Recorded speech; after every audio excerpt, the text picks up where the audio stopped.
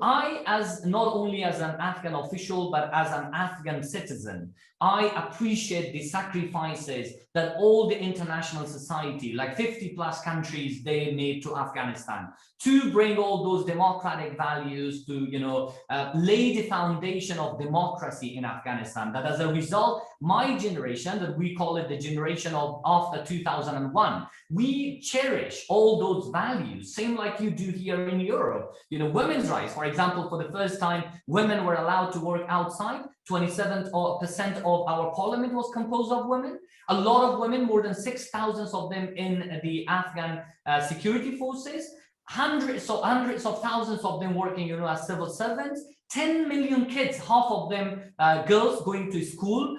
A lot of universities, 150 media outlets in Afghanistan. I think these were some of those great achievements that you sitting here in Europe, me as an Afghan, we all cherish. That this only happened with the sacrifices. So what will happen with all this now under I will the just Taliban? tell you, this all happened with the huge ultimate sacrifices of the American, British, German, Polish, 44, all these people sacrificed their life to bring all those great things for Afghan people. So now the biggest question is that while we do appreciate the decision of the international community, but now I think there are two things that we see the way forward. Of course, whatever happened in Afghanistan was very unprecedented, even for me sitting here. So number one is how we can prevent Afghanistan changing into a safe haven for international terrorists.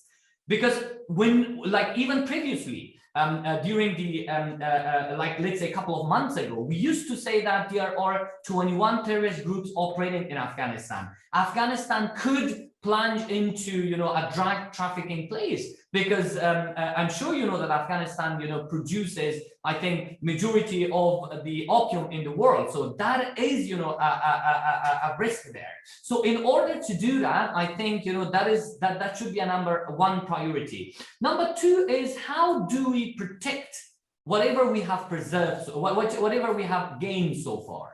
For example, 10 million kids, imagine, Malgorzata, you sitting here, like my sister cannot go to school today. How would I feel after 20 years? My nephews cannot go to school, for example. How would she feel as well? Exactly, how would she feel? I mean, when my brother can go, but my sister cannot go. It is a total discrimination. What about, all the teachers, the female teachers? Half of, the teachers in Afghanistan, they were female. What about the civil servants? Because we have at least 1 million civil servants in Afghanistan. Half of them were girls. If not half, at least 30% of them were women. So what happens to them? So that's and also we have to mention that most of these people stayed in Afghanistan because the evacuation operation. Of course, they're all in Afghanistan because you could not evacuate 35 million people. When some foreign friends they talk about evacuation, I say that we do appreciate, but let's remember one thing, that Afghanistan is a country of 35 million people. 75% of them are under the age of 35.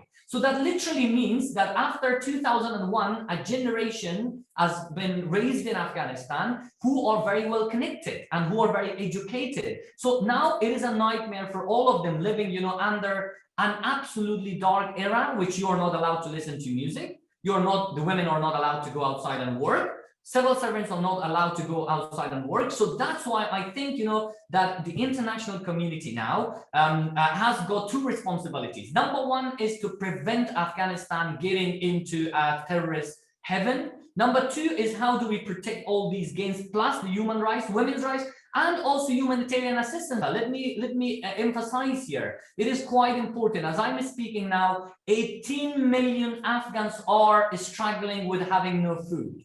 So there is a catastrophic crisis happening in my country.